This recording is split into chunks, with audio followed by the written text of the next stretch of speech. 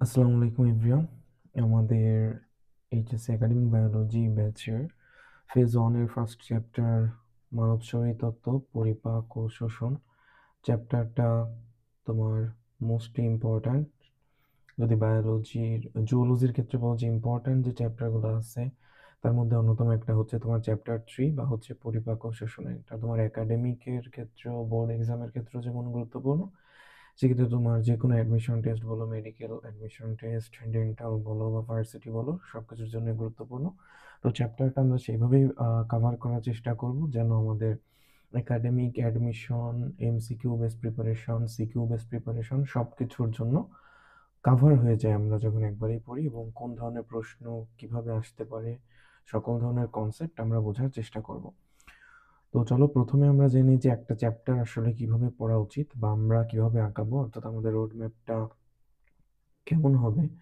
প্রথম হচ্ছে আমাদের প্রতিটা টপিকের কনসেপ্ট খুব ভালোভাবে আমাদের বুঝতে হবে।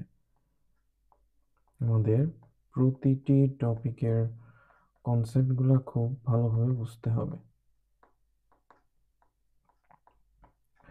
প্রতিটা টপিকের কনসেপ্ট খুব ভালোভাবে বুঝতে হবে, অর্থাৎ যেহেতু আমরা একাডেমিক অনুযায়ী আগাচ্ছি, তার মানে এমন না যে আমরা প্রথমে শুধুই গুরুত্বপূর্ণ জিনিসগুলো দেখবো। আমরা মোটামুটি বইয়ের যত ধরনের টপিকস আছে সবগুলা কভার করার চেষ্টা করব, অর্থাৎ বেসিকগুলা ঠিকমতো আমাদের যেন আয়ত্তে থাকে, কারণ দিন শেষে এই জিনিসটাই তোমার কাজে লাগবে। তুমি মেডিকেল অ্যাডমিশন দিতে যাও, তোমার আলটিমেটলি রেসিডুয়াল নলেজ দিয়েই কভার করতে হবে। অর্থাৎ তুমি যদি প্রথমেই না বুঝে মুখস্থ করার চেষ্টা করো, এটা পরবর্তীতে সমস্যার সৃষ্টি করবে।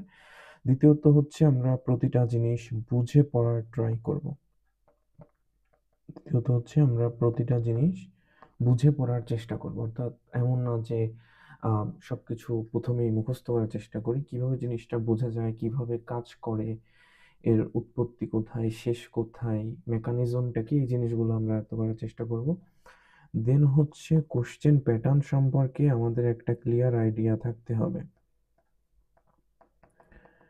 কোশ্চেন প্যাটার্ন সম্বন্ধে আমাদের একটা ক্লিয়ার আইডিয়া থাকতে হবে, অর্থাৎ যে টপিকটা পড়লাম, যে চ্যাপ্টারটা পড়লাম, এখান থেকে কোন জায়গা থেকে কি টাইপের প্রশ্ন আসতে পারে এইগুলা আমাদের খুব ভালোভাবে রাখতে হবে। এবং আমাদের যে বিভিন্ন কনফিউশন এরিয়া আছে, কনফিউশন প্লাস যেগুলো একটু ঝামেলা মনে হয় যে জিনিসগুলা, এইগুলা আমরা কিভাবে মনে রাখতে পারি এগুলাও দেখব, কিভাবে এগুলা বুঝে পড়া যায়। দেন হচ্ছে আমরা মাঝে মাঝে কিছু মনে রাখার কৌশলগুলা শিখে রাখবো। যদি একই ধরনের অনেক ইনফরমেশন থাকে তো এইগুলো আমরা কিভাবে মনে রাখতে পারি, বিভিন্ন কৌশল, এগুলো হতে পারে বিভিন্ন ট্রিক্স, হইতে পারে ছন্দ, হইতে পারে, এগুলো আমরা শিখে রাখবো। দেন প্রতিটা চ্যাপ্টার শেষে তোমাদের প্রবলেম সলভ করা হবে।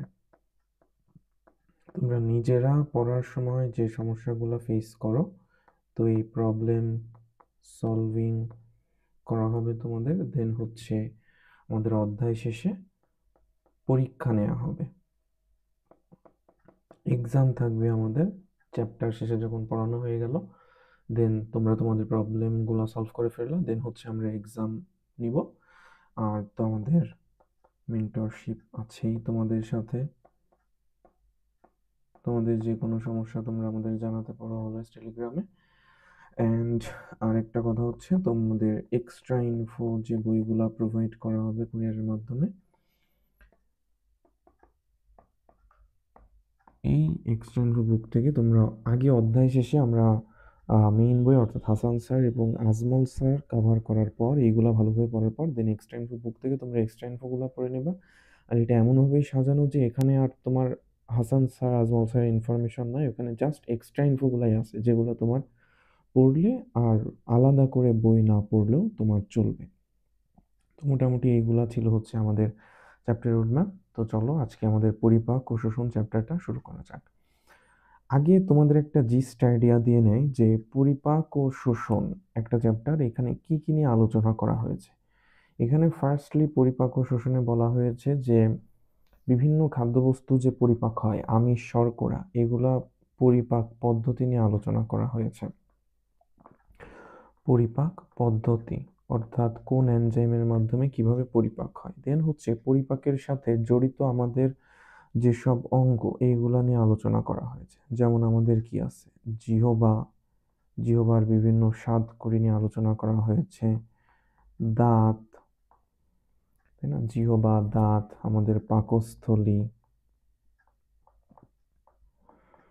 ক্ষুদ্রান, অগ্নাশয়। অগ্নাশয় তো মেইনলি আমাদের পরিপাক গ্রন্থি, অর্থাৎ আমাদের যে অঙ্গগুলা জড়িত এবং 5টা পরিপাক গ্রন্থি জড়িত, এগুলা নিয়ে আলোচনা করা হয়েছে। তারপর আমাদের কি আছে, অগ্ন্যাশয় আছে, ক্ষুদ্রান্ত্র, বৃহদান্ত্র,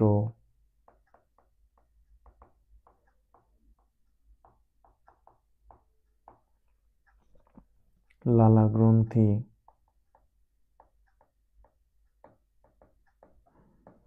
এইগুলা নিয়ে আমাদের বিস্তারিত আলোচনা আছে। দেন কি আছে, দেন হচ্ছে আমাদের পরিপাকে হরমোনের ভূমিকা।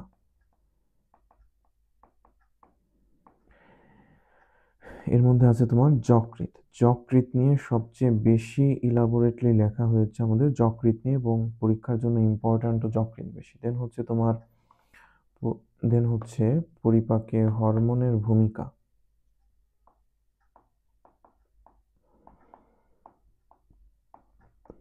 পরিপাকে হরমোনের ভূমিকা নিয়ে আলোচনা করা হয়েছে। দেন হচ্ছে আমরা যে পরিপাক করলাম জটিল খাদ্যবস্তু, এইগুলার শোষণ পদ্ধতি, এইগুলার শোষণ পদ্ধতি নিয়ে বলা হয়েছে। কিভাবে শোষণ হয় আমাদের 3টা আমিষ, শর্করা, স্নেহ। সবশেষে আছে আমাদের স্থূলতা এবং যে বিভিন্ন রোগ রোগ সম্বন্ধে বলা হয়েছে। স্থূলতা রিলেটেড বিভিন্ন কথাবার্তা আছে। তো মেইনলি হচ্ছে আমাদের আলোচনা করা হয়েছে পরিপাক পদ্ধতি, কিভাবে কোন খাদ্যবস্তুগুলা পরিপাক হয়, এই পরিপাকের সাথে জড়িত অঙ্গ এবং যে পরিপাক গ্রন্থিগুলো আছে এইগুলা নিয়ে বলা হয়েছে। সবচেয়ে ল্যাবরেটরি বলা আছে যকৃৎ নিয়ে। তারপর আছে পরিপাকে হরমোনের ভূমিকা, বিভিন্ন হরমোন কিভাবে কাজ করে। তারপর আছে শোষণ, কিভাবে শোষণ হয়। তারপর আছে স্থূলতা রিলেটেড বিভিন্ন কথাবার্তা। তো এই হচ্ছে জিস্ট আইডিয়া আমাদের চ্যাপ্টার সম্বন্ধে। এরপর শুরু করা যাক। প্রথমে আছে আমাদের পরিপাক। পরিপাক কি? তো পরিপাক হচ্ছে আমরা যে জটিল খাদ্যবস্তুগুলা সাধারণভাবে গ্রহণ করি সুস্থ অবস্থায়। যেমন ধরো আমরা সকালে রুটি খাই, পরোটা খাই, ডাল খাই, দুপুরবেলা ভাত খাই, তরিতরকারি, শাকসবজি, মাছ, মাংস, এই যে আমরা জিনিসগুলা গ্রহণ করি, তোমার কি মনে হয় এই জিনিসগুলা সরাসরি আমাদের পাকস্থলীতে পেটে চলে যায়, তারপর ওখান থেকে শোষণ হয়? না, জিনিসটা একটু জটিল প্রক্রিয়া। প্রথমে আমাদের শরীর, আমাদের যে সেলগুলা আছে, এই সেলগুলা কিন্তু এই জটিল জিনিসগুলা গ্রহণ করতে পারে না। এর একটা সরল প্রয়োজন। এর জন্য হচ্ছে তোমার শর্করার, যত ধরনের আমরা শর্করা জাতীয় খাদ্য খাই, ধরো ভাত, চাল, আটা, রুটি, শর্করা জাতীয় যত খাই, এগুলা যতক্ষণ না পর্যন্ত আমাদের গ্লুকোজে কনভার্ট হচ্ছে ততক্ষণ পর্যন্ত শোষণ হবে না। অর্থাৎ শর্করা রিলেটেড যত কিছু আছে এর মধ্যে গ্রহণযোগ্য, মানে গ্রহণ উপযোগী ফরম্যাট হচ্ছে আমাদের গ্লুকোজ। এরপর যদি আমরা আমিষ জাতীয় যেগুলা খাই, আমিষ জাতীয় যত ধরনের উপাদান খাই, এর গ্রহণযোগ্য ফরম্যাট হচ্ছে আমাদের amino acid.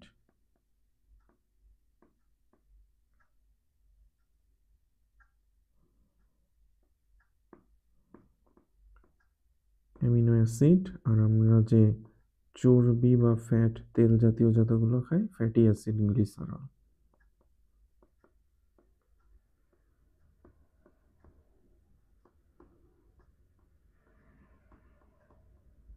Fatty acid, glycerol.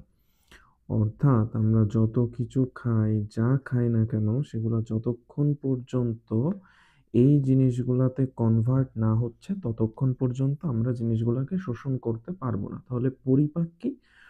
পরিপাক হচ্ছে আরেকটা জিনিস পড়ার সময় এমনি হচ্ছে তোমাদের যেগুলো দাগিয়ে দেব, এইগুলা হচ্ছে মেইনলি ইম্পর্ট্যান্ট জিনিসপত্র। তো দাগানো জিনিসগুলো খেয়াল করার চেষ্টা করো। পরিপাক কি? পরিপাক হচ্ছে মেইনলি একটা আমাদের প্রক্রিয়া।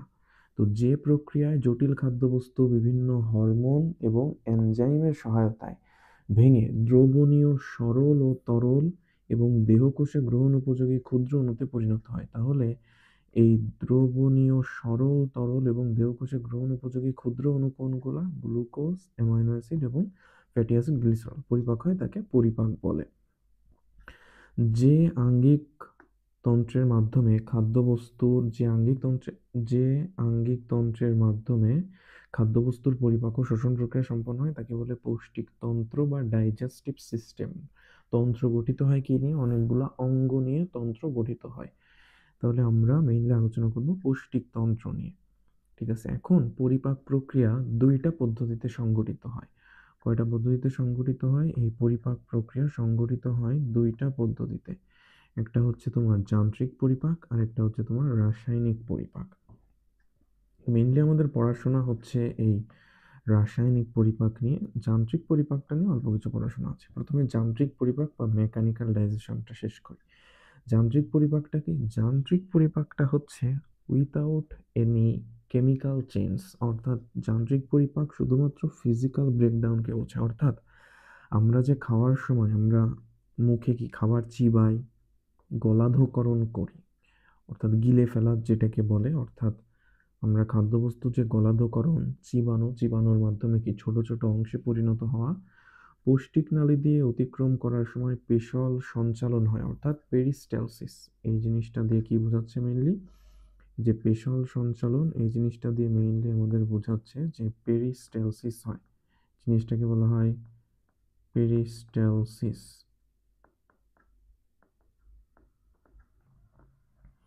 চিবানো, গলাধঃকরণ, পেরিস্টালসিস, এই জিনিসগুলা মেইনলি যান্ত্রিক পরিপাকের অংশ এবং এর মাধ্যমে খাদ্যবস্তুগুলা অতি ক্ষুদ্র টুকরায় পরিণত হয়ে এনজাইমের ক্রিয়াতলের বৃদ্ধি ঘটায়। একটা জিনিস যত ছোট হতে থাকবে তত কি এর ক্ষেত্রফল বাড়বে না, মানে এনজাইমের ক্রিয়াতল হচ্ছে বাড়তে থাকবে। বুঝছো? এর জন্য হচ্ছে এনজাইমের ক্রিয়াতলের বৃদ্ধি ঘটায়। তাহলে যদি প্রশ্ন করে এনজাইমের ক্রিয়াতলের বৃদ্ধি ঘটায় কোনটি? যান্ত্রিক পরিপাক নাকি রাসায়নিক পরিপাক নাকি হচ্ছে হরমোন, কোনগুলো হবে? এনজাইমের ক্রিয়াতলের বৃদ্ধি ঘটায় কোনটা? যান্ত্রিক পরিপাক। আচ্ছা, যান্ত্রিক পরিপাক শেষ। এখন হচ্ছে রাসায়নিক পরিপাক নিয়ে কথাবার্তা। রাসায়নিক পরিপাক হচ্ছে পরিপাকের সময় গৃহীত খাদ্যের পরিপাকযোগ্য অংশ যান্ত্রিক পরিপাকের পর মুখ পাকস্থলী অ্যাসিড ও ক্ষার এনজাইমের সহায়তায় রাসায়নিক ভাঙনের মাধ্যমে যে সরল উপাদানে পরিণত হয় তাকে বলা হয় রাসায়নিক পরিপাক। অর্থাৎ আমাদের মেইনলি পরিপাক নিয়ে যে পড়াশোনা। ঠিক আছে, এখন আসো মানব পৌষ্টিক তন্ত্র বা পরিপাক তন্ত্রের বিভিন্ন অংশ নিয়ে আমাদের আলোচনা। ঠিক আছে, এখন খেয়াল করো, পরিপাক তন্ত্রের অংশ নিয়ে যদি আমরা আলোচনা করি, প্রথমে আসে হচ্ছে আমাদের পৌষ্টিক নালী বা ডাইজেস্টিভ ট্র্যাক্ট। পৌষ্টিক নালীর শুরু কোথা থেকে, শেষ কোথা থেকে? পৌষ্টিক নালীর শুরু হচ্ছে আমাদের মুখ থেকে, আর শেষ হচ্ছে কোথায়? শেষ হচ্ছে আমাদের পায়ু থেকে। অর্থাৎ একদম শুরু থেকে শেষ পর্যন্ত সবটুকুই হচ্ছে আমাদের পৌষ্টিক নালীর অন্তর্ভুক্ত। মুখ থেকে পায়ু পর্যন্ত বিস্তৃত পেশিবহুল পেঁচানো নালীটা হচ্ছে পৌষ্টিক নালী। এর দৈর্ঘ্য কত মিটার? দৈর্ঘ্য হচ্ছে 8 থেকে 10 মিটার। আলিম স্যারের বইয়ে এখানে একটা তথ্য আছে, এই 8 থেকে 10 মিটার একে স্যার ফুট লিখছেন, মানে এটা কত ফুট? এটা উনি লিখছেন 29 ফুট। এটা কত ফুট? এটা হচ্ছে তোমার 29 ফুট। 8 থেকে 10 মিটারও হইতে পারে, 29 ফুটও হইতে পারে। তো এতে কি এর তোমার আর এখানে কি আছে? মুখ আছে, গলবিল আছে, অন্ননালী আছে, ইসোফেগাস আছে, ক্ষুদ্রান্ত্র, বৃহদান্ত্র, পায়ু থাকে। ঠিক আছে, এখন ক্ষুদ্রান্ত্র আমরা জানি, ক্ষুদ্রান্ত্র বৃহদান্ত্র দুইটা জিনিসই তিনটা অংশে বিভক্ত। ক্ষুদ্রান্ত্র অংশকে ডিওডেনাম, জেজুনাম, ইলিয়াম। প্রচুর, তোমরা যখন কোশ্চেন ব্যাংক সলভ করবা প্রচুর প্রশ্নটা পারবা, নিচের কোনটি ক্ষুদ্রান্ত্রের অংশ নয়, নিচের কোনটি বৃহদান্ত্রের অংশ নয়, নিচের কোনটি ক্ষুদ্রান্ত্রের অংশ নয়, এই তিনটা অপশন তুলে দিবে আর বৃহদান্ত্রের একটা দিয়ে দিবে। বৃহদন্ত্রের অংশ নয়, বৃহদন্ত্রের তিনটা অপশন তুলে দিবে, তার মধ্যে একটা দিয়ে দিবে ক্ষুদ্রান্ত্র, তাহলে ওটা হবে উত্তর। আচ্ছা, এখন এটা তো তোমরা যদি পড়তে পড়তে মনে রাখতে পারো ঠিকই আছে। ডিওডেনাম, জেজুনাম, ইলিয়াম, এটাকে আবার অনেকে মনে রেখেছে ডিজে ইলিয়াস, মানে হচ্ছে তোমার এই যে ডিওডেনামের ডি, জেজুনামের হচ্ছে প্রথমটা বর্গীয় জ, শেষে হচ্ছে ইলিয়াম লেখে হচ্ছে ইলিয়াস, এইভাবে যে ডিজে ইলিয়াস হিসেবে লেখে। আবার বৃহদন্ত্রে যদি তুমি সিকামটা শুধুমাত্র মনে রাখতে পারো, তো এর মধ্যেই হচ্ছে দুইটা আছে। সিকামের মধ্যে তো সিকাম আছেই, দেন হচ্ছে তোমার কতে কি আছে? কতে হচ্ছে কোলন, সিকামের মতে হচ্ছে তোমার মলাশয়, সিকাম। তো এই জিনিসগুলো তোমাদের দেখিয়ে রাখা, যার প্রয়োজন হবে সেগুলো ইউজ করতে পারো। যে ভাই এমনিই পারি, মোস্ট ওয়েলকাম, এগুলো মনে রাখার দরকার নাই, মানে ট্রিক্সগুলো আর কি, এমনি তো অবশ্যই মনে রাখতে হবে। এর মধ্যে তোমার একটা গুরুত্বপূর্ণ কথা, সেটা হচ্ছে এই যে তোমার যে পৌষ্টিক নালী, এর মধ্যে দিয়ে, তথ্যটা এখানে নাই, পৌষ্টিক নালীর মধ্য দিয়ে তোমার প্রতিদিন প্রায় 11.5 লিটার পরিপাকৃত খাদ্য, তরল এবং পরিপাক রস প্রবাহিত হয়। তোমার পৌষ্টিক নালী আছে, এর মধ্যে দিয়ে প্রতিদিন তোমার ডেইলি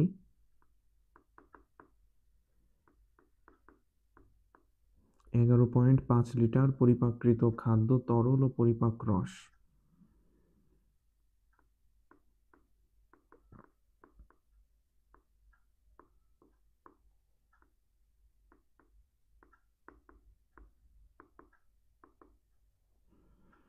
পরিপাক রস বলতে তোমার এনজাইমগুলোকে বোঝানো হচ্ছে। পরিপাক রস প্রবাহিত হয়।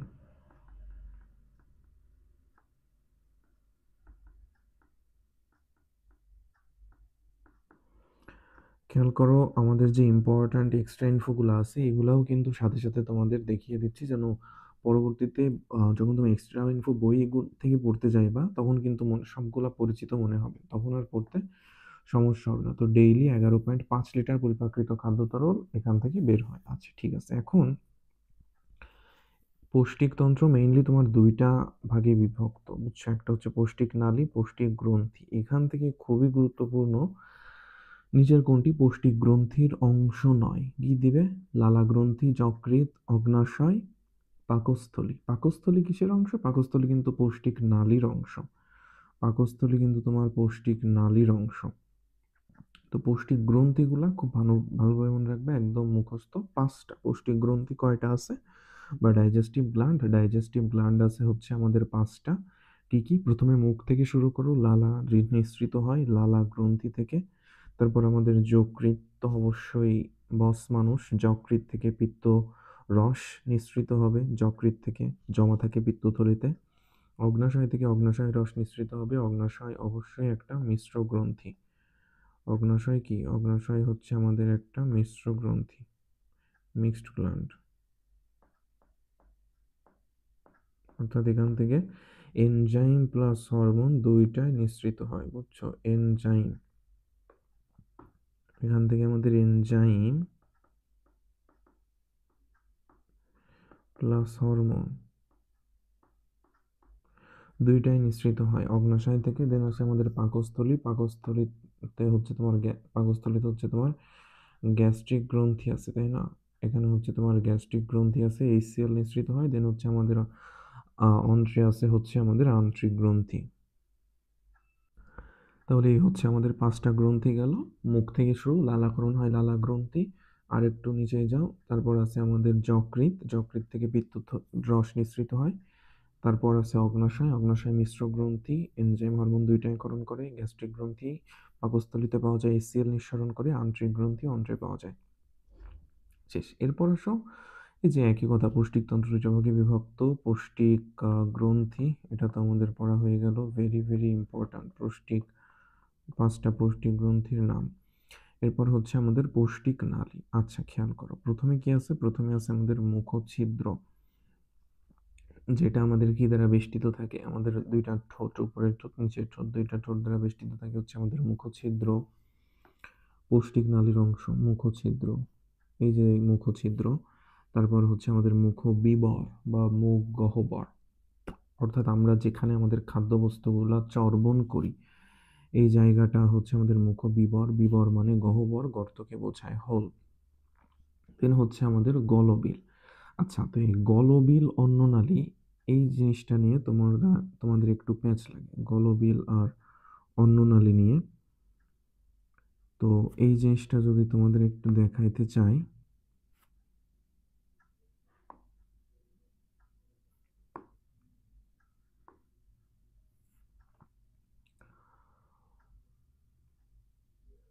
আচ্ছা, এখানে একটু তোমরা খেয়াল করো,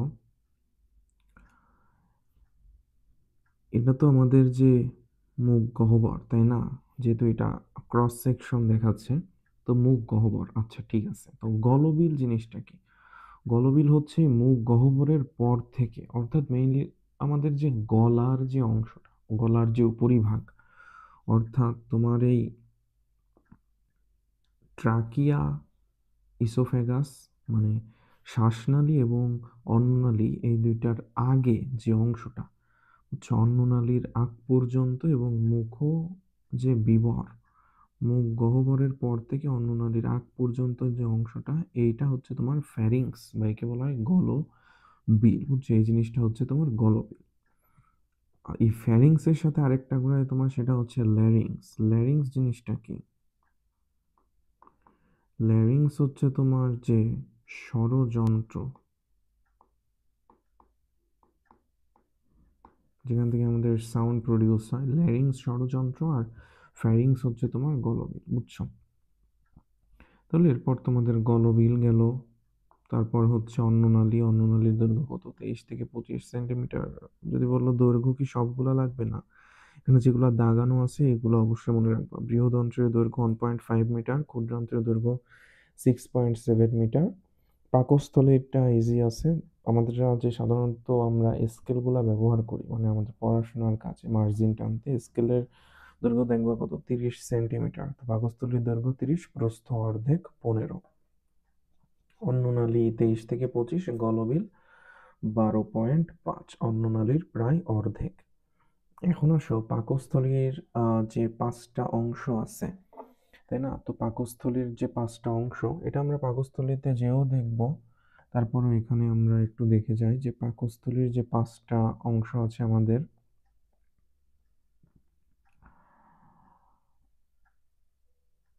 আচ্ছা, আমরা এখান থেকেই দেখার চেষ্টা করি পাকস্থলীর 5টা অংশকে। প্রথমে হচ্ছে কার্ডিয়া। কার্ডিয়া অংশটুকু কি?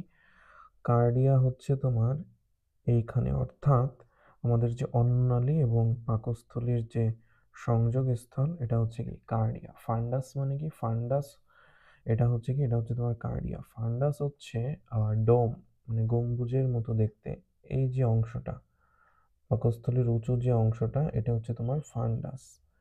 তো ফান্ডাসে কি থাকে? ফান্ডাসে হচ্ছে মেইনলি তোমার গ্যাস থাকে।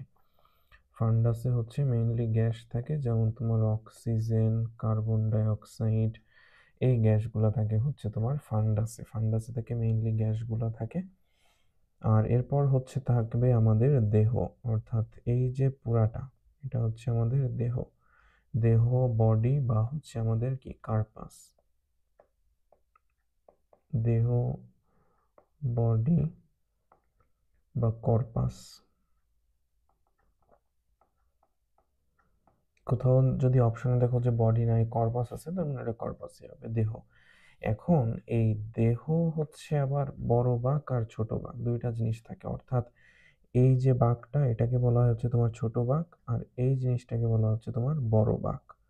মানে দুইটা যে বাঁক আর কি, এটা হচ্ছে তোমার বড় বাঁক ছোট বাঁক। আর হচ্ছে পাইলোরাস। পাইলোরাস হচ্ছে তোমার শেষ অংশ, অর্থাৎ কার্ডিয়ার মতো। এর যে কার্ডিয়া ছিল শুরু অংশ, এটা হচ্ছে শেষ অংশ, অর্থাৎ পাকস্থলী এবং ডিওডেনাম।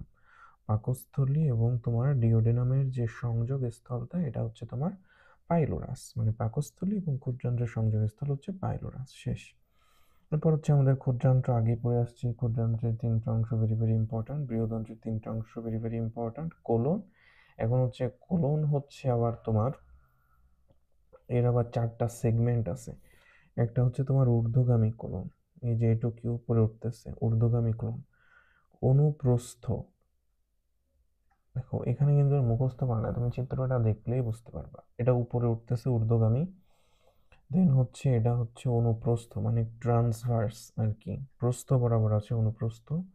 এটা কি আবার নিম্নগামী হলো, নিম্নগামী সোজা নিচে নেমে আসলো। দেন হচ্ছে আমাদের সিগময়েড এই জিনিসটা। এরপরের যে বাকি অংশটুকু এটা হচ্ছে আমাদের সিগময়েড অংশ। এই সিগময়েড অংশের আরেকটা নাম হচ্ছে গলার ফাঁসের মতো বলা হয়। এর এই সিগময়েড অংশটাকে কি বলা হয়, কেমন দেখতে? এটাকে দেখতে হচ্ছে গলার ফাঁসের মতো। গলার ফাঁসের মতো এই সিগময়েড অংশটা দেখতে আমাদের গলার ফাঁসের মতো। দেন হচ্ছে আমাদের সর্বশেষ এক্সক্রিশন হবে মল হিসেবে বায়ুর মাধ্যমে। আচ্ছা, তো এই হচ্ছে আমাদের পৌষ্টিক নালী গ্রন্থি নিলে একটা গ্রস আইডিয়া। ঠিক আছে, এরপরে আমরা যাই মানুষের পৌষ্টিক নালীতে। মানুষের পৌষ্টিক নালীতে বিভিন্ন ধরনের জটিল খাদ্যের পরিপাক নিম্নোক্ত 6টা ধাপে সম্পন্ন হয়। এটা নট ভেরি ইম্পর্ট্যান্ট, বাট একটু জেনে রাখা ভালো। যেমন এখান থেকে তোমার দিতে পারে যে নিচের কোনটি পরিপাকের ধাপ নয়। 3টা এখান থেকে ধাপ তুলে দিল, আরেকটা বললো পৌষ্টিক নালীতে খাদ্য সঞ্চালন, এখানে নালীর জায়গা দিয়ে দিল পৌষ্টিক গ্রন্থিতে খাদ্যের সঞ্চালন। এই জিনিসগুলাই হচ্ছে আমরা মেইনলি ভুল করি, মানে সহজ জিনিস থেকে একটু যখন প্রশ্নগুলো ঘোরায় দেয় তখন হচ্ছে আমাদের মাথায় কাজ করে না। তো এই জিনিসগুলো একটু খেয়াল রাখার চেষ্টা করবা। তাহলে 6টা ধাপ কি কি আছে? প্রথমে খাদ্য পানি গলাধঃকরণ। হ্যাঁ, আমরা খাদ্য পানি খাই। জিনিসগুলো একবার আমার কথাগুলো শোনার চেষ্টা করো, আর পরে আর খুব বেশি পড়া রাখবে না। খাদ্য পানি গলাধঃকরণ, হ্যাঁ আমরা খাদ্য পানি খাইলাম। তারপর কি হবে? খাওয়ার পরে পৌষ্টিক গ্রন্থিতে খাদ্যের সঞ্চালন হবে। হ্যাঁ, পৌষ্টিক নালীতে খাদ্যের সঞ্চালন হবে। মুখ গহ্বর, তারপর সেখান থেকে গলবিল, অন্ননালীর মাধ্যমে পাকস্থলী, এভাবে সঞ্চালন হবে। খাদ্যের যান্ত্রিক পরিপাক হবে। হ্যাঁ, যান্ত্রিক পরিপাক হবে, আমাদের মুখবিবরে হবে যান্ত্রিক পরিপাক, দাঁতের মাধ্যমে চিবানো, দেন গলাধঃকরণ। তারপর হচ্ছে আমাদের যে পেরিস্টালসিসের মাধ্যমে অন্ননালীতে খাদ্যবস্তুগুলো যাবে। তারপর কি? খাদ্যের রাসায়নিক পরিপাক। অবশ্যই রাসায়নিক পরিপাক হবে এনজাইম এবং হরমোনের মাধ্যমে। পরিপাকৃত খাদ্য ও পানি পরিশোষণ। পরিপাকৃত খাদ্য পানি অবশ্যই পরিশোষণ হবে, দেন বর্জ্য নিষ্কাশন হবে পরিপাক শেষে। আচ্ছা, মানুষ সর্বভুক প্রাণী। সর্বভুক প্রাণী মানে কি? মানে মানুষ মোটামুটি সব ধরনের খাবারই খাইতে পারে, খাওয়ার উপযোগী যেগুলো আর কি। তোমার প্রাণী জাতীয় খাবারও খায়, আবার উদ্ভিজ্জ খায়। এজন্য কি মানুষ বলা হয় হচ্ছে অমনিভোরাস। এখানে একটা জিনিস তোমরা জেনে রাখতে পারো, সর্বভোগ অর্থাৎ উদ্ভিজ্জ প্রাণীজ সব ধরনের খাবার খায় তাদের বলা হচ্ছে অমনিভোরাস। যারা শুধুমাত্র মাংসাশী অর্থাৎ যে প্রাণীগুলা, মানে এখানে সার্বিকভাবে বলা হচ্ছে যে প্রাণী যেগুলা শুধুমাত্র মাংসাশী, শুধুমাত্র মাংস খেয়ে প্রাণী জাতীয় খাবার খেয়ে জীবন ধারণ করে, এদের বলা হয় হচ্ছে তোমার কার্নিভোরাস। এদের কি বলা হয়? এদের বলা হয় কার্নিভোরাস। আর যারা শাকাশী, মানে হচ্ছে যারা মাছ মাংস এগুলা খায় না, বলে না নিরামিষ ভোজী যেগুলা, অর্থাৎ যারা শুধুমাত্র শাকাশী, এদের বলা হচ্ছে হার্বিভোরাস। হার্ব মানে উদ্ভিদ। এদের কি বলা হয়? এদের বলা হয় হচ্ছে তোমার হার্বিভোরাস। মাংসাশী বা কার্নিভোরাস, আর শাকাশী বা হচ্ছে হার্বিভোরাস। আচ্ছা, ঠিক আছে। তো এখানে সাধারণ কথাবার্তা জাস্ট একবার রিডিং দিবা। আমাদের পরিপাকের প্রয়োজন হয় যে শর্করা, আমিষ, স্নেহ জাতীয় খাবারগুলো আছে, শুধুমাত্র এইগুলা হচ্ছে আমাদের পরিপাকের প্রয়োজন হয়। বাট বাকি যে 3টা আছে, ভিটামিন, খনিজ লবণ, পানি, এগুলো সরাসরি কোষে গৃহীত হয়, এগুলো পরিপাকের প্রয়োজন হয় না। আর সুষম খাদ্য কাকে বলে? ছোটবেলা থেকে পড়ে আসছি, যে খাদ্যে পরিমাণ মতো 6টা উপাদানই থাকবে তাকে বলা হবে সুষম খাদ্য। এই যে ছকটা, এই ছকটা কি পড়তে হবে? হ্যাঁ, পড়তে হবে, তবে এই মাঝখানের এই জিনিসটা বাদে। পরিমাণ আমাদের লাগবে না, আমাদের লাগবে হচ্ছে এই খাদ্য উপাদানগুলা এবং এর যে প্রধান কাজ। দেখো আমরা একটু বোঝার চেষ্টা করি। প্রথমে কি আছে? প্রথমে আছে হচ্ছে আমাদের শর্করা। শর্করা, দেখো আমরা যে দৈনন্দিন খাবার খাই এবং আমরা যদি ব্যালান্স ডায়েট বা সুষম খাদ্য অনুযায়ী খাবার খেতে চাই, আমাদের সবচেয়ে বেশি পরিমাণে লাগবে কিন্তু শর্করা। কেন? কারণ এগুলা আমাদের তাপ শক্তি উৎপাদনের সাথে জড়িত এবং দেহের কর্মক্ষমতা বৃদ্ধি করে। অর্থাৎ এক কথায় তাপ শক্তি কর্মক্ষমতা বৃদ্ধি করে কি? শর্করা। তাপ শক্তি উৎপাদন ছাড়া আমরা আমাদের কাজ করতে পারবো না, হিট প্রডিউস করতে হবে, আর কর্মক্ষমতা তো লাগবেই। দেন আছে আমিষ। আমিষ আমরা ছোটবেলা থেকে জানি, আমিষ আমাদের দেহের ক্ষয়পূরণ বৃদ্ধি সাধন করে থাকে। অর্থাৎ আমাদের দেহের যে বৃদ্ধি, কোষ গঠন, দেন হচ্ছে আমাদের ক্ষয়পূরণ, এনজাইম এবং হরমোন উৎপাদন। এনজাইমও কিন্তু এক ধরনের তোমার প্রোটিন, হরমোনও এক ধরনের প্রোটিন। পরবর্তীতে আমরা বিস্তারিত জানবো এই জিনিসগুলো নিয়ে। আপাতত মনে রাখো, এনজাইম, হরমোন এরা কিন্তু প্রোটিনই আসলে, বাট এদের কাজ অনুযায়ী এদের এই ধরনের নামকরণ আর কি। তো বৃদ্ধি, কোষ গঠন। এখন যদি বলো ভাইয়া কোষ গঠন কেমনে করে আমিষ, দেখবো আমাদের যে কেরাটিন, কোলাজেন, এই জিনিসগুলোর নাম শুনছো তাই না? আমাদের যে চামড়া, চুল, বাইরের যে জিনিসগুলো থাকে এগুলো কিন্তু প্রোটিন, তাই না? প্রোটিন হচ্ছে কেরাটিন, কোলাজেন, এই জিনিসগুলো কিন্তু আমাদের প্রোটিন হয়। তারপর মনে করো আমাদের ক্ষয়পূরণ, ধরো তোমার কোথাও একটা কেটে গেল, এখন এখানে তো আমাদের ফ্লোটা বন্ধ করতে হবে। এটা কিভাবে হয়? ব্লাড ক্লটিং হয়। ক্লটিং ফ্যাক্টরগুলো কিন্তু এক ধরনের প্রোটিন, প্লাটেলেটের মাধ্যমে যেগুলো জমা হয় আর কি। অর্থাৎ এগুলো মনে রাখবা, দেহের বৃদ্ধি, ক্ষয় সাধন, ক্ষতিপূরণ এগুলো এর মাধ্যমে। শর্করা তাপশক্তি কর্মক্ষমতা বৃদ্ধি করে। স্নেহ কাজ কি? স্নেহ কিন্তু প্রচুর পরিমাণে আমাদের হিট প্রডিউস করতে পারে। স্নেহ দ্রব্য যেগুলো আছে এগুলো কিন্তু প্রচুর পরিমাণে তাপ শক্তি প্রদান করে। নিশ্চয়ই তোমরা জানো যে আমিষ শর্করা এগুলো 1 গ্রাম থেকে পাওয়া যায় 4 কিলো ক্যালোরি, বাট স্নেহ থেকে পাওয়া যায় 1 গ্রাম স্নেহ বা চর্বি থেকে পাওয়া যায় 9 কিলো ক্যালোরি, অর্থাৎ প্রায় দ্বিগুণ। প্রচুর তাপ শক্তি উৎপাদন করে, দেহের তাপ নিয়ন্ত্রণ করে। তাপ শক্তি, তাপ নিয়ন্ত্রণ। ভিটামিন কি কাজ করে? ভিটামিন হচ্ছে পুষ্টি বৃদ্ধিতে সহায়তা করবে, রোগ প্রতিরোধ ক্ষমতা বাড়াবে। ভিটামিনের অভাব হলে বিভিন্ন রোগ দেখা যায়। ভিটামিন এর অভাবে কি হয় আমাদের? ভিটামিন এর অভাবে আমাদের নাইট ব্লাইন্ডনেস বা রাতকানা রোগ হয় না, এই জিনিসগুলো। তারপর হচ্ছে ভিটামিনের অভাবে আরো বিভিন্ন রোগ হয়, যেমন স্কারভি হয়, বেরি হয়, তাই না, পেলেগ্রা হয়। এগুলা কি? এই জন্য আমাদের রোগ প্রতিরোধ ক্ষমতা বাড়ানোর জন্য ভিটামিন গুরুত্বপূর্ণ। তারপর আছে আমাদের খনিজ লবণ। খনিজ লবণ খুবই অল্প পরিমাণে লাগবে, কিন্তু স্বাভাবিক পুষ্টি এবং বৃদ্ধিতে প্রয়োজনীয়। পানি। পানি তো আমাদের প্রোটোপ্লাজমকে সিক্ত সজীব রাখা, বিপাক প্রক্রিয়া নিয়ন্ত্রণ রাখা। প্রোটোপ্লাজম একটা তোমার কোষের গঠন করা। প্রোটোপ্লাজমকে কি বলা হয়? প্রোটোপ্লাজমকে বলা হয় জীবনের ভৌত ভিত্তি। জীবনের ভৌত ভিত্তির জন্য আমাদের পানির প্রয়োজন অপরিসীম। মানুষের খাদ্য পরিপাক প্রণালী ছকটা পড়তে পারো, এখানে মেডিকেল ডেন্টালেও প্রশ্ন আসছে এখান থেকে। তো সহজ জিনিস যে তোমার শর্করা, শর্করা কোথা থেকে পাই? ভাত, চিনি, রুটি, শাকসবজি শর্করা পাই। আমিষ পাই আমরা মাছ, মাংস, ডিম, ডাল থেকে। স্নেহ পাই ভোজ্য তেল, মাখন, ঘি, প্রাণীজ চর্বি থেকে। তো শর্করা পরিপাক হয়ে আমাদের কি লাগবে? প্রথমে যে তোমাদের লিখে দিছিলাম, এই যে তোমাদের শর্করার জন্য গ্লুকোজ, আমিষের জন্য অ্যামিনো অ্যাসিড, চর্বি পরিপাক হয়ে হবে ফ্যাটি অ্যাসিড, গ্লিসারল। ওইটাই লিখছে যে পরিপাকৃত সরল উপাদান glucose, amino acid, fatty acid, glycerol. এখন হচ্ছে প্রধান এনজাইম। এনজাইম নিয়ে তো আমাদের আজকে একটু পর বিস্তারিত আলোচনা আছে। তারপর দেখো যে শর্করা অ্যামাইলোলাইটিক এনজাইম, এর কমন নাম টায়ালিন, অ্যামাইলেজ, মল্টেজ, সুক্রেজ, এই জিনিসগুলা।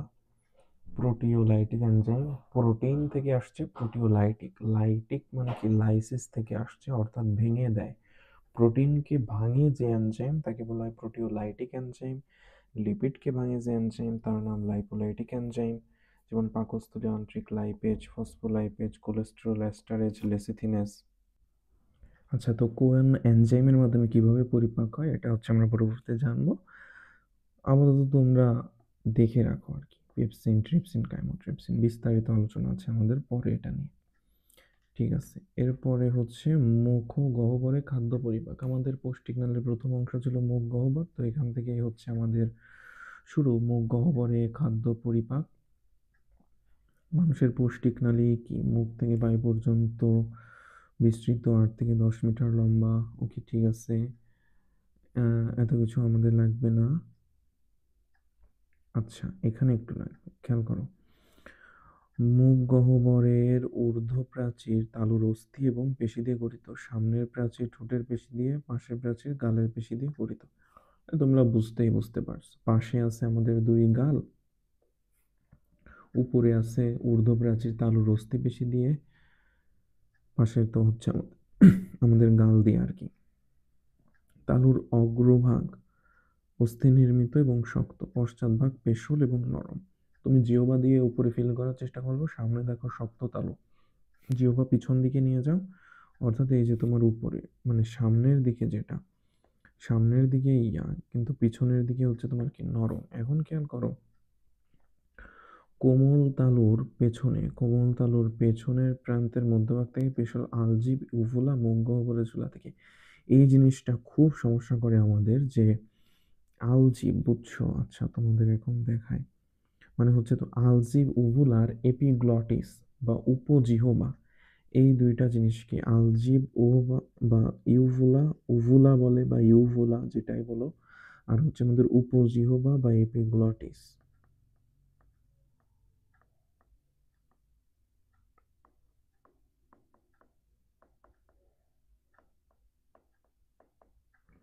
উপজিহ্বা বা হচ্ছে আমাদের এপিগ্লটিস, এই দুইটার মধ্যে পার্থক্য। দেখো এই চিত্রে দেখো, তুমি ধরো তোমার বন্ধুকে হা করতে বললা, যদি ওর গালের মধ্যে তাকাও দেখবা এই একটা জিনিসটা ঝুলে থাকে, ছোট মাংসল একটা জিনিস। এইটা হচ্ছে তোমাদের আলজিভ বা উভুলা বলা হয়, ইউভুলা যাই বলে, এটা হচ্ছে আলজিভ। আর এপিগ্লটিসটা কি তোমাদের,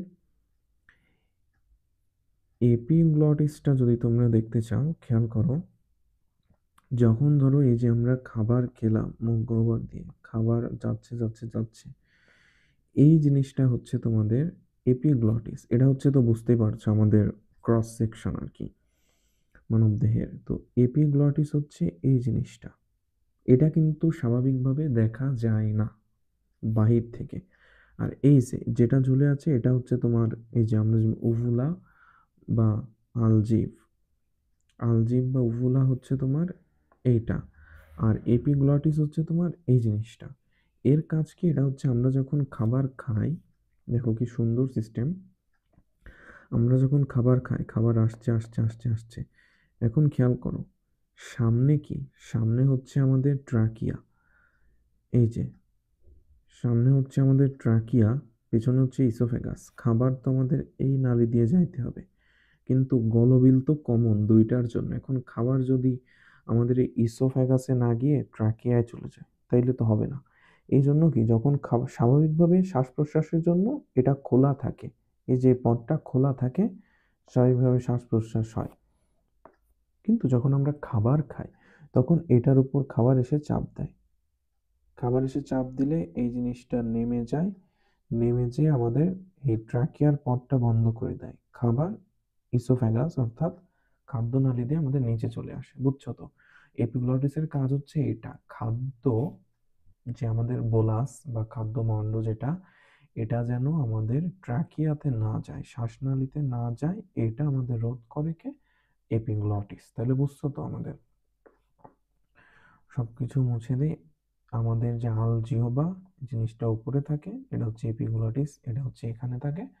এপিগ্লটিসের কাজ কি, খাদ্যবস্তু যেন আমাদের ট্র্যাকিয়াতে না যায় প্রতিরোধ করা। শেষ। এরপর আসো জিহ্বা, জিহ্বা নিয়ে কিছু গুরুত্বপূর্ণ পড়াশোনা আছে আমাদের।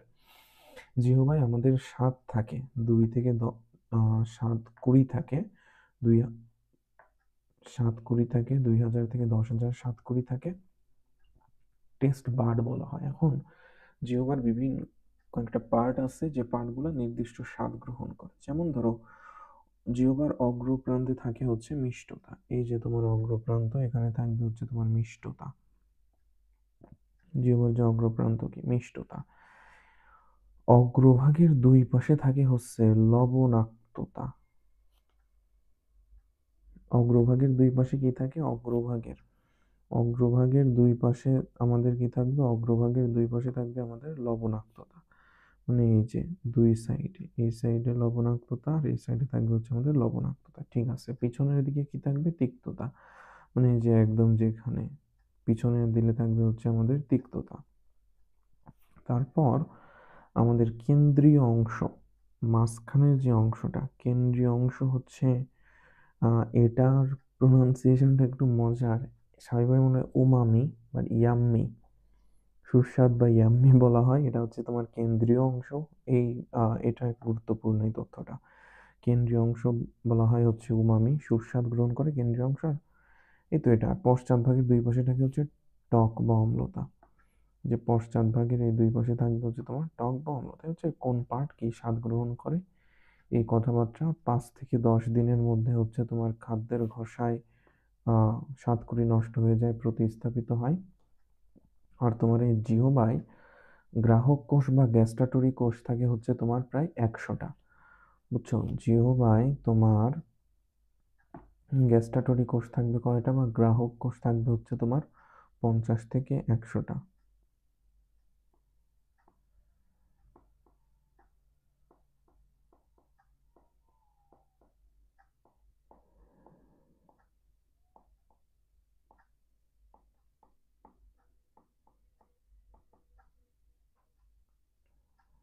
50 থেকে 100টা,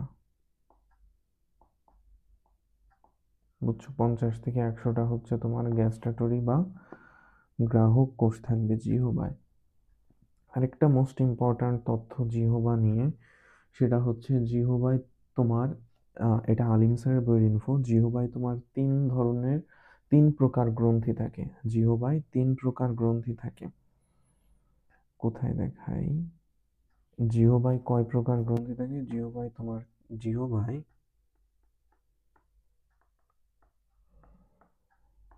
গুরুত্বপূর্ণ কথা, জিহ্বায় তিন প্রকারের গ্রন্থি থাকে।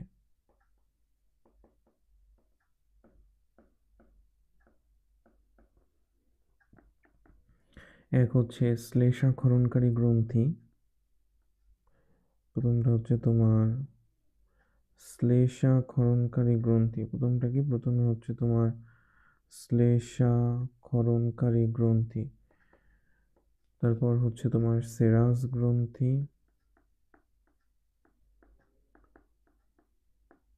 দেন হচ্ছে তোমার লসিকা গ্রন্থি।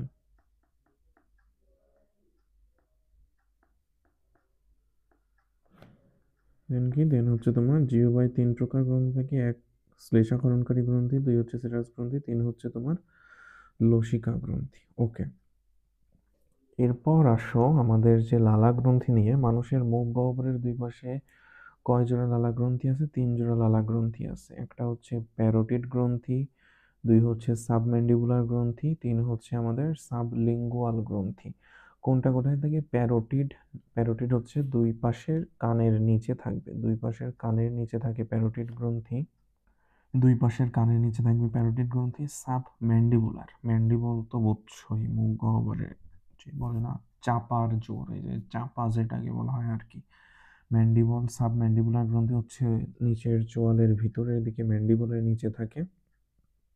লিঙ্গুয়া, লিঙ্গুয়া মানে তো জিহ্বা, জিহ্বার তলায় থাকবে সাবলিঙ্গুয়াল গ্রন্থি। আচ্ছা ঠিক আছে, গ্রন্থিগুলা রসক্ষরণকারী, এপিথেলিয়ামে আবৃত, গোল বা ডিম্বাকার, থলি বিশেষ এক ধরনের। এগুলো আমাদের লাগবে না। লালার অধিকাংশই পানি, লালার পানির পরিমাণটা লাগবে 95 থেকে 99.5%। সুস্থ মানুষ প্রতিদিন 1200 থেকে 1500 মিলিলিটার লালা গ্রহণ করে। দেখো সব ধরনের গাণিতিক সংখ্যা কিন্তু লাগবে না, বাট যেগুলো দাগাই দিব এগুলো মনে রাখবা। 1200 থেকে 1500 মিলিলিটার অর্থাৎ প্রায় 1.5 লিটারের মতো তোমার লালা ক্ষরণ হয়। ঠিক আছে, এরপর মুখ গহ্বরে যান্ত্রিক পরিপাক তো বোঝাই যাচ্ছে। যে মুখ গহ্বর তোমার আমাদের যে চার ধরনের দাঁত আছে, কর্তন, ছেদন, দাঁত নিয়ে আমরা একটু পরেই পড়বো। দাঁতের মাধ্যমে কি কর্তন হয়ে ছোট ছোট ইয়ে হয় এবং গৃহীত ব্যাকটেরিয়া থাকলে সেগুলো নষ্ট হয়, অর্থাৎ যান্ত্রিক পরিপাক হবে। চর্বণ হবে এখানে, লালার সাথে মিশবে, এই জিনিসগুলো মুখ গহ্বরে হয়। একটু আরেকটা খেয়াল করতে হবে, যান্ত্রিক পরিপাকের সময় খাদ্যদ্রব্য নিষ্পেষিত হয়ে নরম খাদ্যমণ্ড বা বোলাসে পরিণত হয়। দেখো বোলাস আর কাইম এই দুইটার মধ্যে প্যাঁচ লাগানো যাবে না। বোলাস হচ্ছে আমরা মুখ গহ্বরে যেটা খাই, এটা চাবানোর পরে যেটুক হয়, এটা হচ্ছে বোলাস। আর কাইম জিনিসটা কি? কাইম হচ্ছে আমাদের পাকস্থলীতে পরিপাকের পর যে স্যুপের মতো যে অংশটা, সেটাকে বলা হয় হচ্ছে আমাদের কাইম। বুঝছো? পাকস্থলীতে পরিপাকের পর যে বস্তুটা আমাদের, যে তরলটা আমাদের আহ ইসে যায়, কাইম পাকস্থলীর সাথে সম্পর্কিত। যে তরলটা আমাদের কিসে যায়? ক্ষুদ্রান্তে যায়, এটা হচ্ছে আমাদের কাইম। আর মুখ গহ্বরে যেটা হয় এটা হচ্ছে খাদ্যমণ্ড বা বোলাস। পেছনে কোমল তালু থাকায়, এটা খুবই ইম্পর্ট্যান্ট ইনফো, কোমল তালু থাকায় মানে প্রশ্ন হয় কি, খাদ্যমণ্ড নাসাছিদ্র পথে প্রবেশে বাধা দেয় কে? উত্তর হবে কি? উত্তর হবে কোমল তালু বা সফট প্লেট। আচ্ছা, কোমল তালু পার হলেই গলবিলে এসে পৌঁছায়, গলবিল থেকে দুইটা নালী চলে যায়। ওই যে তোমাদের দেখিয়েছিলাম, গলবিল থেকে দুইটা নালী চলে যায়। এই যে গলবিল, তো গলবিল থেকে আমাদের দুইটা নালী চলে যাবে। গলবিল থেকে দুইটা নালী চলে যায়, একটা হচ্ছে সামনের দিকে থাকে হচ্ছে তোমার ট্রাকিয়া,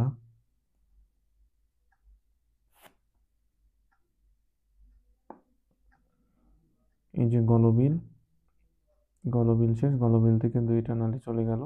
সামনের দিকে থাকবে হচ্ছে তোমার ট্রাকিয়া, আর পেছনেরটা হচ্ছে তোমার, সামনের দিকে থাকবে ট্রাকিয়া আর পেছনেরটা কি? পেছনেরটা হচ্ছে তোমার ইসোফ্যাগাস। এই যে দুইটা নালী চলে গেছে। গলবিল থেকে দুইটা নালী চলে যায়, শ্বাসনালী এবং হচ্ছে অন্ননালী বা ইসোফেগাস। আর হচ্ছে যে এপিগ্লটিস নিয়ে যেটা আগেই বলেছিলাম, এপিগ্লটিস খাদ্য ষড়যন্ত্রের মুখ ঢেকে দিয়ে খাদ্যকে শ্বাসনালীতে প্রবেশে বাধা দেয়, অন্ননালীতে প্রবেশ করে। আচ্ছা, রাসায়নিক পরিপাক। মুখ গহ্বরের রাসায়নিক পরিপাক কি? মুখ গহ্বরে আমিষ এবং শর্করার কোনো ধরনের পরিপাক হয় না। একটু পরিপাক হয় কিসের? শর্করার পরিপাক হয়। কোন এনজাইম? খুবই ইম্পর্ট্যান্ট জিনিস, টায়ালিন। লালা গ্রন্থি থেকে নিঃসৃত লালারসে কোন এনজাইম থাকে? প্রশ্নটা হয় লালারসে কোন এনজাইম থেকে? Ptyalin enzyme. লালা গ্রন্থি থেকে নিঃসৃত লালারসে টায়ালিন ও মল্টেজ নামে শর্করা বিশ্লেষী এনজাইম পাওয়া যায়। এগুলা জটিল শর্করাকে মল্টোজ এবং সামান্য মল্টোজকে গ্লুকোজে পরিণত করে। টায়ালিনের ক্রিয়া আরেকটা ইম্পর্টেন্ট ইনফো। টায়ালিনের ক্রিয়া মুখ গহ্বরে শুরু হলেও এর পরিপাক ক্রিয়া সংঘটিত হয় পাকস্থলীতে। যখন একটু কঠিন করার চিন্তা থাকে প্রশ্ন, তখন প্রশ্ন করে যে টায়ালিনের পরিপাক ক্রিয়া সংঘটিত হয় কোথায়? তো মনে রাখছো টায়ালিন তো মুখ গহ্বরে লালা থেকে নিঃসৃত হয়, তাহলে মনে হয় লালা না। টায়ালিনের পরিপাক ক্রিয়া সংঘটিত হয় পাকস্থলীতে। টায়ালিন নিঃসৃত হয় কোথায়, মানে কোথা থেকে আসে? লালারসে আসে। ঠিক আছে, যে তোমার শর্করা, তো শর্করার উপর টায়ালিন শর্করার উপর কাজ করে। টায়ালিন শর্করার উপর কাজ করে প্রথমে মল্টোজে পরিণত করে। এরপর এই মল্টোজের উপর মল্টেজ নামক এনজাইম কাজ করে সেটাকে গ্লুকোজে পরিণত করে। ওকে, দাঁত বা দন্ত সংকেত। ঠিক আছে, আমাদের যে দাঁত আছে, দাঁত দাঁত থাকতে দাঁতের মর্যাদা বোঝা উচিত। তো মানুষের মুখ গহ্বরে ঊর্ধ্ব নিম্ন চোয়ালে অ্যালভিওলাই নামক গর্তে দাঁতগুলো দৃঢ়ভাবে আটকানো থাকে। অর্থাৎ এই দাঁতটা যদি তুমি উঠাও বা তুলো, যদি এই দাঁতের একটা গর্ত আছে আর কি, ওই গর্তটার নাম হচ্ছে অ্যালভিওলাই। অ্যালভিওলাই নামক গর্তে দাঁতগুলো দৃঢ়ভাবে আটকানো থাকে। মানুষের দাঁত ডাইফায়োডন্ট ধরনের। ডাইফায়োডন্ট মানে কি? মানে দুইবার গজায়। ডাইফায়োডন্ট ধরনের অর্থাৎ দুবার গজায়। 2 থেকে 6 বছরের মধ্যে 20টা দুধ দাঁত গজায়, এগুলা পড়ে যায়। এগুলো আমরা অনেক সময় ছোটবেলায় মজার বিভিন্ন কায়দায় তুলি। যেমন আহ, আমার এক ভাই ছিল, তো সে করতো কি, তোমার যে জানালার যে গ্রিল আছে না, জানা জানালার তো তোমার গ্রিল লাগানো থাকে আমাদের, তো ও করতো কি, গ্রিলে সুতা বাঁধতো। গ্রিলে সুতা বেঁধে ওর দাঁত, যে দাঁতটা নড়ে গেছে, অনেক সাহসী তো, ওই দাঁতটাই সুতা বাঁধতো আর গ্রিলে সুতা বাঁধতো। দেন জোরে একটা টান দিত, মানে মাথা পিছন দিকে সরায় নিত, তার মানে ওই টানের কারণে আর কি দাঁত উঠাতো আর কি। যাই হোক, তো এটা হচ্ছে 20টা দাঁত হচ্ছে গজায়, এগুলো আবার পুড়ে যায়। 8 থেকে 10 বছরের মধ্যে এগুলা পুড়ে যে স্থায়ী বা পার্মানেন্ট টিথ দিয়ে প্রতিস্থাপিত হয়। 18 থেকে 24 বছরের মধ্যে দুই চোয়ালে মোট 32টা দাঁত থাকে। তোমাদের এখন কয়টা দাঁত বলতে পারবা? তোমাদের কি এখন 32টা দাঁত আছে আদৌ? অনেকের আছে, অনেকের নাই। যাদের আক্কেল দাঁতগুলা উঠছে ওরা বেশি বুদ্ধিমান, তো ওদের 32টা পূরণ হয়ে গেছে। আর যাদের উঠে নাই এখনো, তাদের 28টা দাঁত আছে, গুনে দেখতে পারো।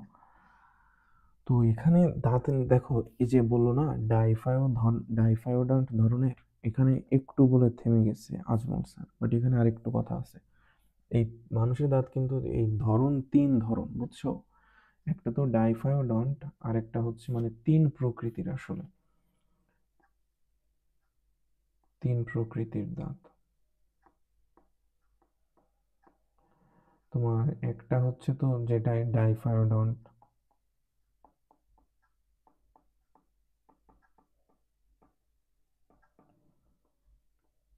আরেকটা হচ্ছে থেকোডন্ট। মানে ওই যে অ্যালভিওলাই নামক গর্তে দৃঢ়ভাবে আটকানো থাকে না, মানে জলের ভেতরে ঢোকানো থাকে, এই জন্য হচ্ছে কি বলা হয়, থেকোডন্ট। আরেকটা হচ্ছে হেটারোডন্ট, মানে এক প্রকার না, বিভিন্ন প্রকারের দাঁত দাঁত আছে।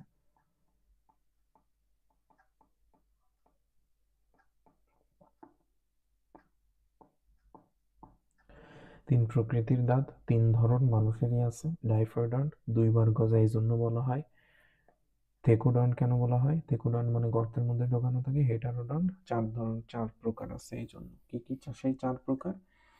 সেই চার প্রকার হচ্ছে আমাদের কর্তন দাঁত, ছেদন দাঁত, অগ্রপেশন দাঁত, পেশন দাঁত। কর্তন মানে যেগুলো আমরা কাটি। ইনসিজর মানে কি? কাঁচি না? তো সেই অনুযায়ী যেগুলো আমাদের কাটা ছেঁড়ার কাজে জড়িত। ছেদন মানে কি? ছেদন মানে হচ্ছে যেগুলা ছেঁড়ার কাজে, বুঝছো? ছেঁড়ার কাজে, মাংস ছেঁড়ার কাজে ব্যবহার করা হয়। সেগুলো হচ্ছে ক্যানাইন। ক্যানাইনটা আরো বুঝবা, রয়্যাল বেঙ্গল টাইগার আছে না? বাঘের দাঁত দেখবা, দেখবা দুই দুই চারটা দাঁত একদম আঙুলের মতো এত লম্বা লম্বা থাকে সামনের দিকে, এটা বলা হয় ছেদন। ক্যানাইন মানুষেরও আছে। অগ্রপেশন আর হচ্ছে পেশন, এগুলা কিসের সাথে যুক্ত? চর্বণ, খাদ্যবস্তু চর্বণ পেশনের সঙ্গে জড়িত। পেশন দাঁত হচ্ছে চর্বণ এবং পেশনে সাহায্য করে। এবং কোন দাঁত আসলে কয়টা, এইবার এটা খেয়াল করো, দন্ত সংকেতের মাধ্যমে আমরা বুঝবো। তোমার কর্তন দাঁত আছে আমরা কি সামনে চলে চারটা দাঁত। আচ্ছা, প্রথমে দেখো দন্ত সংকেতটা আমরা হিসাব করা শিখি, তাইলে সংখ্যাটা এমনিই বুঝবা। আমাদের উপর চোয়াল নিচের চোয়াল সিকোয়েন্স একই সবগুলা। উপরের চোয়ালে 16টা, নিচের চোয়ালে 16টা। তার মানে ধরো তুমি নিচের চোয়াল বাদ দিয়ে দাও মাথা থেকে, উপরের চোয়াল আসো এবং উপরের চোয়ালের অর্ধেক চিন্তা করো। উপরের চোয়ালে শুধুমাত্র ডান পাশ চিন্তা করো, তাহলে ওখানে কয়টা দাঁত থাকবে? 8টা দাঁত থাকবে। কি কি? তোমার ওই 8টার ভেতর একটা হচ্ছে তোমার এই যে দুইটা দুইটা থাকবে হচ্ছে তোমার কর্তন দাঁত। আমরা কিন্তু উপরের চোয়ালের অর্ধেকের কথা চিন্তা করতেছি। সেক্ষেত্রে তোমার দুইটা থাকবে কর্তন দাঁত, একটা থাকবে ছেদন বা ক্যানাইন দাঁত, দুইটা থাকবে অগ্রপেশন দাঁত, আর তিনটা থাকবে পেশন দাঁত। এখন এই তিনটার লাস্টেরটা হচ্ছে তোমার আক্কেল দাঁত।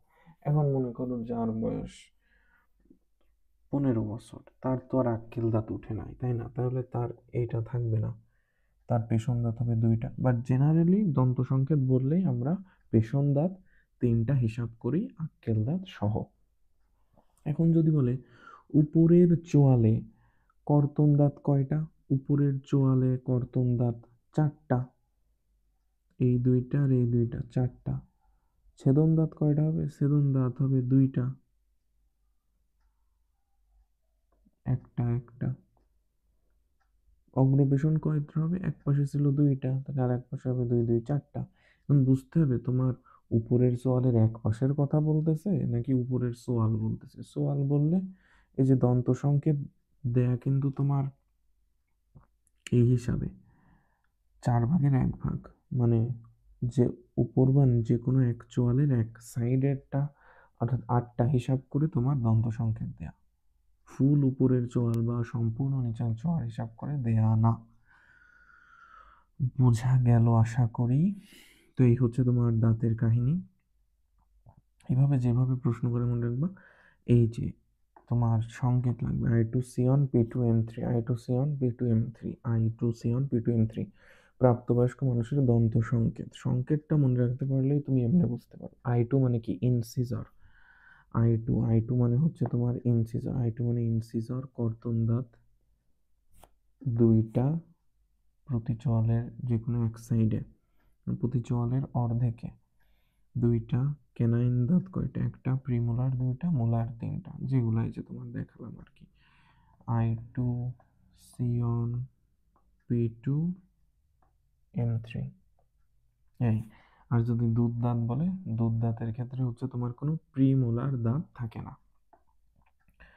প্রিমোলার কত? প্রিমোলার হচ্ছে তোমার একদম 0, আর মোলার হচ্ছে 2টা, কারণ আক্কেল দাঁতও হচ্ছে এদের থাকে না, বুঝছো? P0M2, I2C1,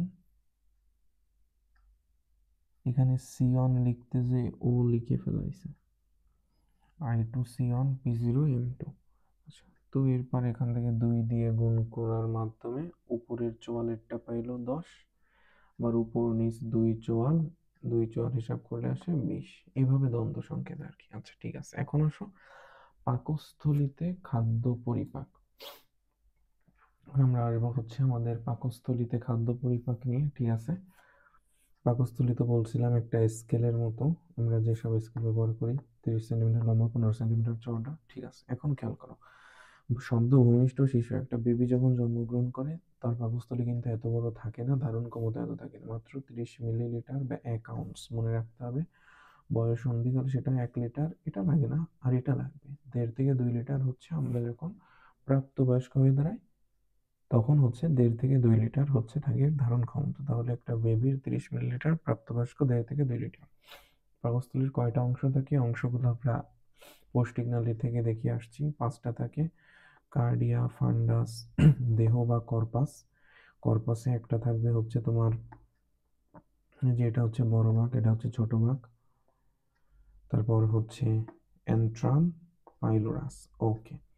কার্ডিয়া, তো এই যে এই জায়গাটা তোমার কার্ডিয়া, অর্থাৎ অন্ননালী, ইসোফেগাস এবং পাকস্থলীর সংযোগস্থল। পেশি, কার্ডিয়া, এটি পেশি বলা হয়। Cardiac sphincter. স্ফিংক্টার কি? স্ফিংক্টার হচ্ছে তোমার চাবির মতো নিয়ন্ত্রণ করে, যেটা এটাকে বলা হয় স্ফিংক্টার। পেশি বলায় ধারণ করে, মানে স্ফিংক্টার এই কারণে বলা হয় কারণ হচ্ছে এই অন্ননালী থেকে খাদ্য আসা নিয়ন্ত্রণ করে, তো এই জন্য কি স্ফিংক্টার বলা হয়, ঠিক আছে। এরপরে কি ফান্ডাস। ফান্ডাস হচ্ছে বাম পাশের গম্বুজাকৃতির উঁচু অংশ, গ্যাস জমা থাকে। ফান্ডাস দেহ বা কর্পাস বা বডি, যাই হোক, সর্ববৃহৎ অংশ, খাদ্যের পরিপাক সংঘটিত হয়। খুব খুব গুরুত্বপূর্ণ কথা, খাদ্যের পরিপাক সংঘটিত হয় কোথায়? দেহ বা কর্পাস, এবং এটি প্রধান সর্ববৃহৎ অংশ। ছবির দিকে তাকালেই বুঝতে পারতেছো যে এটা বড়, সবচেয়ে বড় অংশ এবং প্রধান অংশ, ঠিক আছে। খাদ্যের পরিপাক সংঘটিত হয়। এন্ট্রাম। এন্ট্রাম জিনিসটা কি? এন্ট্রাম হচ্ছে কর্পাসের নিচের বাঁকা অংশ। অন্ত্রে প্রবেশের পূর্বে খাদ্য এখানে সাময়িকভাবে জমা থাকে। খাদ্য সাময়িকভাবে জমা থাকে কোথায়? অ্যান্ট্রামে। মানে সব খাদ্য তো আর সরাসরি যাইতে পারবে না, যাওয়ার আগে তো একটা স্টেশন লাগবে, স্টেশনের মতো কাজ করে হচ্ছে তোমার অ্যান্ট্রাম, বুঝছো? কর্পাসের নিচে এই জায়গাটা হচ্ছে অ্যান্ট্রাম। দেন হচ্ছে আমাদের পাইলোরাস। পাইলোরাস হচ্ছে অন্ত্রের ডিওডিনামে উন্মুক্ত হয় পাকস্থলীর যে অংশটা, একে বলা হয় পাইলোরাস। পাইলোরিক, এখানেও স্ফিংক্টার, অর্থাৎ শুরুতে একটা স্ফিংক্টার আর শেষে একটা স্ফিংক্টার থাকে খাদ্য চলাচল নিয়ন্ত্রণের জন্য। শেষ। পাকস্থলীতে যান্ত্রিক পরিপাক। মুখ থেকে চর্বিত খাদ্য পাকস্থলীতে এসে 4 থেকে 9 ঘন্টা কাল অবস্থান করে। তরল খাদ্য 15 থেকে 30 মিনিটের মধ্যে পাকস্থলী খালি করে ক্ষুদ্রান্ত্রে এসে পৌঁছায়। হ্যাঁ, তরল খাদ্য 15 থেকে 30 মিনিটের মধ্যে পাকস্থলী খালি করে আমাদের ক্ষুদ্রান্ত্রে এসে পৌঁছায়। তাহলে এখন প্রশ্ন হলো তোমাদের কাছে, একটু ভাবো, যখন আমাদের ডায়রিয়া হয়, অর্থাৎ ঘন ঘন টয়লেটে যেতে হয়, তখন কেন স্যালাইন খেতে বলা হয়? স্যালাইন বা তোমার এই যে যদি ঘরোয়াভাবে তৈরি করা হয় চালের গুঁড়া দিয়ে, তাই না, যে তরলটা আমরা খাই, এটা কেন খেতে বলা হয়? কোনো কঠিন খাদ্য কেন দেয়া হয় না ডায়রিয়ার ক্ষেত্রে? কারণ কঠিন খাদ্য তো আমার পরিপাক করতে হবে, পরিপাকের ক্ষেত্রে সময় লাগবে। কিন্তু যদি আমরা এই স্যালাইন খাই, এটা কি তরল খাদ্য না? এটা খুব দ্রুতই হচ্ছে আমাদের শোষণ হইতে পারে, এটা পরিপাকের প্রয়োজন নাই। ওই যে আমরা একটু আগে জানলাম, পানি, খনিজ লবণ, ভিটামিনের পরিপাকের প্রয়োজন নেই, সরাসরি গৃহীত হয়। সেই জন্যই তরল খাদ্যটা সরাসরি পাকস্থলী খালি করে ক্ষুদ্রান্তে এসে পৌঁছায় এবং আমাদের প্রতিটা সেলে চলে যাইতে পারে শোষণের মাধ্যমে, পানি ঘাটতি পূরণ করে, এই জন্য স্যালাইন খাইতে দেওয়া হয়। আচ্ছা, ঠিক আছে। এরপর হচ্ছে প্যারাইটাল কোষ থেকে এইচসিএল খরিত হয়। এইচসিএল খরিত হয় কোথা থেকে? প্যারাইটাল সেল থেকে। পাকস্থলীর বিভিন্ন কোষ নিয়ে আমরা পুষ্টি গ্রন্থিতে পড়বো নেক্সট ক্লাসে। তো মনে রাখো, প্যারাইটাল কোষ থেকে এইচসিএল নিঃসৃত হয়। এইচসিএল নিঃসৃত হয় কোন কোষ থেকে? এইচসিএল নিঃসৃত হয় প্যারাইটাল কোষ থেকে। দেখবা যখন তোমরা পরীক্ষা দিবা কোনো, বা কোশ্চেন সলভ করতে যাবা, যেগুলো আমি বারবার একটু বলতেছি বা মার্ক করে দিচ্ছি, এখান থেকে কিন্তু কোশ্চেন গুলা পাবা। যেহেতু আমরা এরকম শত শত হাজার হাজার কোশ্চেন সলভ করে আসছি, তো তো খুব ভালো মতো আইডিয়া আছে যে কোনখান থেকে প্রশ্ন প্রশ্ন হতে পারে এবং হয়, কিভাবে হয়, কত ধরনের ভাবে হইতে পারে, কোনখান থেকে সম্ভাবনা একদম কম। তো ক্লাসটা খুব ভালো মতো ফলো করবা। তো প্যারাইটাল কোষ থেকে HCl নিঃসৃত হয়, HCl ব্যাকটেরিয়াগুলোকে ধ্বংস করে দেয়। HCl কি কাজ করে? HCl হচ্ছে আমাদের ব্যাকটেরিয়াগুলোকে ধ্বংস করে দেয়। ঠিক আছে। মসৃণ পেশির 3টি স্তর নিয়ে পাকস্থলী গঠিত। আসল কথা হচ্ছে পাকস্থলীর প্রাচীর কিন্তু 5 স্তর বিশিষ্ট। পাকস্থলীর প্রাচীর কয় স্তর বিশিষ্ট? পাকস্থলীর প্রাচীর কিন্তু 5 স্তর বিশিষ্ট। পাকস্থলীর টোটাল প্রাচীর কিন্তু 5 স্তর বিশিষ্ট। একটু খেয়াল করো, পাকস্থলীর প্রাচীর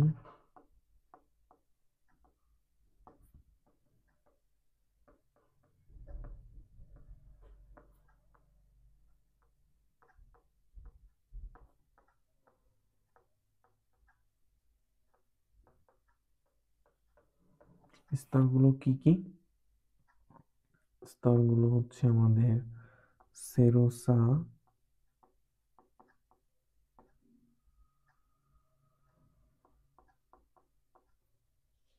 দেন থাকবে হচ্ছে আমাদের পেশি স্তর,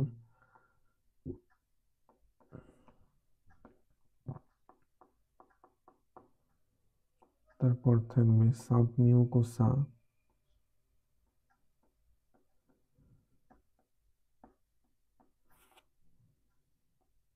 দেন মাস্কিউলারিস মিউকোসা,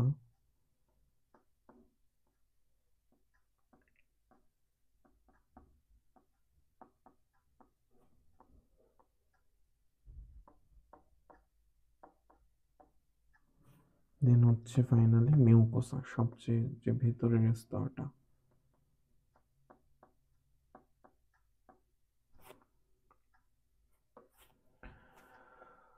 তোমাদের একটু দেখালে বিষয়টা আরো সহজ হবে। যে খেয়াল করো, যে পাকস্থলীর একটা ক্ষুদ্র অংশ নিয়ে এখানে বড় করে দেখানো আর কি। এই যে বিভিন্ন যে লেয়ার দেখতে পাচ্ছ, তো এই যে মিউকোসা, মিউকোসা হচ্ছে কি সবচেয়ে ভেতরের লেয়ার, তারপর সাবমিউকোসা পেশি স্তর, তারপরে হচ্ছে কি সেরোসা, অর্থাৎ যেগুলো আমি দেখালাম আর কি।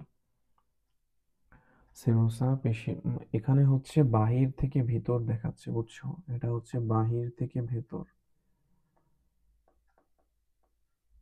বাহির থেকে ভেতরের দিকে।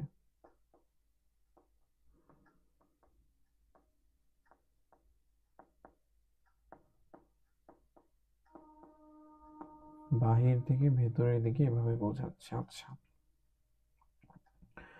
তো পাকস্থলীর এই যে প্রাচীর তিনটা, ওইখানে হচ্ছে যে মোট 5টা স্তর, কিন্তু যদি বলে মসৃণ পেশির কয়টা, মসৃণ পেশি বললে হচ্ছে 3টা। এই জিনিসটা যেন ঘোরানো যাবে না।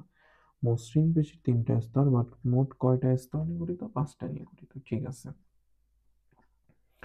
দেন হচ্ছে পেশি স্তর বিভিন্ন দিকমুখী হয়, পাকস্থলী প্রাচীর নানা দিকে সঞ্চালিত হয়, দেন হচ্ছে অর্ধপিসে পেস্টে পরিণত করে। আচ্ছা, এরপর হচ্ছে এই সময় গ্যাস্ট্রিক জুস অর্থাৎ HCl ক্ষরিত হয়ে কোথা থেকে ক্ষরিত হয়? প্যারাইটাল কোষ থেকে। পাকস্থলীর যান্ত্রিক চাপে পিষ্ট হয়ে খাদ্যের সঙ্গে মিশে ঘন স্যুপের মতো পরিণত হয়। এই অবস্থাকে কাইম বা মন্ড বলে। ওই যে বলছিলাম, তাহলে এখন বলো বোলাস কি? বোলাস কোথায় থাকে? বোলাস হচ্ছে মুখমণ্ডলের যে চর্বিত খাদ্যটা লালা মিশ্রিত, এটার নাম বোলাস। কাইম হচ্ছে পাকস্থলীর যান্ত্রিক চাপে পিষ্ট ঘন স্যুপের মতো মিশ্রণ। ওকে, ক্লিয়ার? এর উপর গ্যাস্ট্রিক গ্রন্থি নিঃসৃত বিভিন্ন এনজাইমের পরিপাক কাজ শুরু হয়। যাই হোক, এখন আসলে আমাদের পাকস্থলীর রাসায়নিক পরিপাক। পাকস্থলীর যে গ্যাস্ট্রিক গ্রন্থি আছে, তাই না? গ্যাস্ট্রিক গ্রন্থি 4 ধরনের কোষ নিয়ে গঠিত। মানে তোমাদের একটু দেখাই 4 ধরনের কোষ আসলে কি বোঝাতে চাচ্ছে।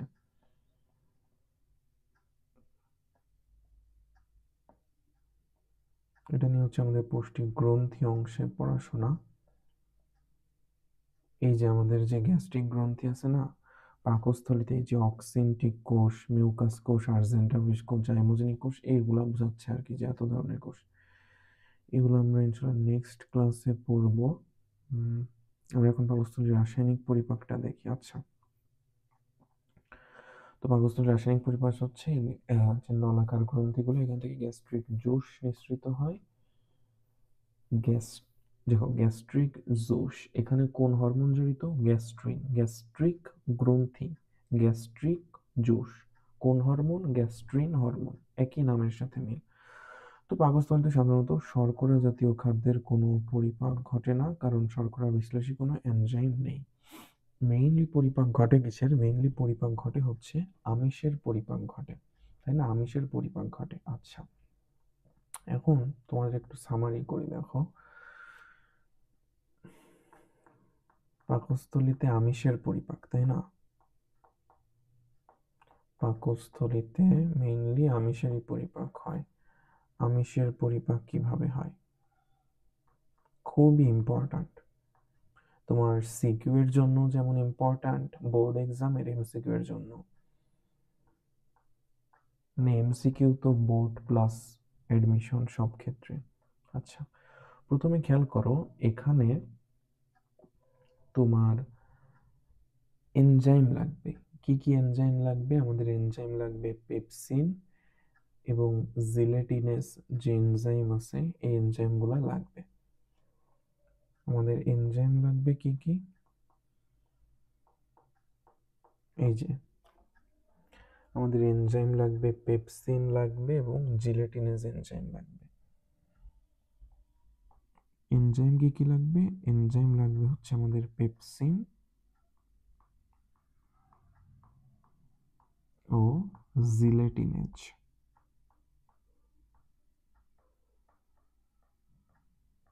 দুইটা এনজাইম আমাদের লাগবে, পেপসিন লাগবে এবং জিলেটিনেজ লাগবে। এখন আসো, ধরো আমরা আমিষ জাতীয় কোনো খাবার খেলাম। আমরা কি খাবার খেলাম? আমরা ধরো আমিষ জাতীয় কোনো খাবার খেলাম। আমিষ জাতীয় কোনো খাবার খেলাম, এর উপর আমার পেপসিন এনজাইমটা কাজ করবে। পেপসিন যে এনজাইমটা, এইটা এই আমিষের উপর কাজ করবে। কাজ করে কিসে পরিণত করবে? এ কি অ্যামাইনো অ্যাসিডে পরিণত করতে পারবে? No.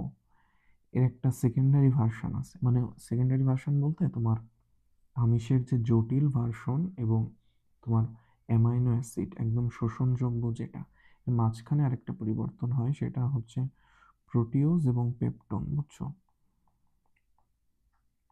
Proteose plus peptone.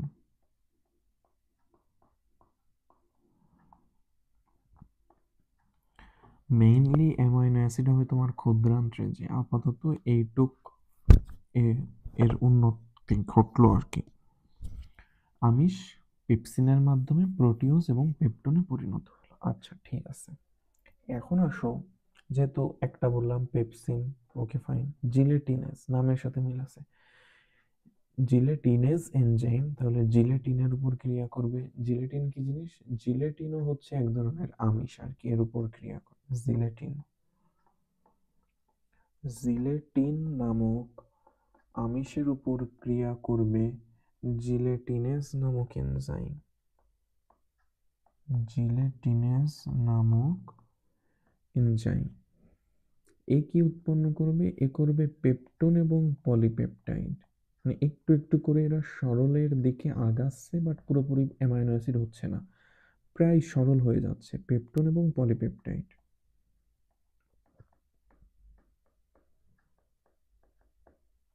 Peptone এবং পলিপেপটাইড, পেপটোন এবং পলিপেপটাইডে পরিণত হবে। এখন আর একটা ভেরি ভেরি ইম্পর্টেন্ট তথ্য, যে দুধের একটা আমিষ আছে। দুধের আমিষকে কি বলে? কেসিন। এখন এই কেসিনকে আমাদের পরিপাক করতে হবে। কেসিন বা হচ্ছে দুগ্ধ আমিষ,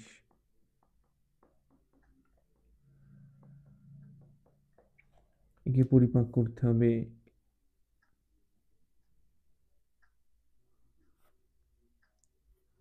আমাদের কেসিন নামক যে দুগ্ধ আমিষ আছে এটাকে পরিপাক করতে হবে। তার মানে আমরা আমিষকে করে পেলাম প্রোটিওজ এবং পেপটোন, একবারে দেখে নাও। আমিষকে করে পেলাম প্রোটিওজ এবং পেপটোন জড়িত পেপসিন। জিলেটিন, পেপটোন এবং পলিপেপটাইড, জিলেটিনের মাধ্যমে কেসিন, পেপসিনের মাধ্যমে আবার পলিপেপটাইডে পরিণত হবে। এখানে জড়িত কি? এখানে জড়িত হচ্ছে পেপসিন।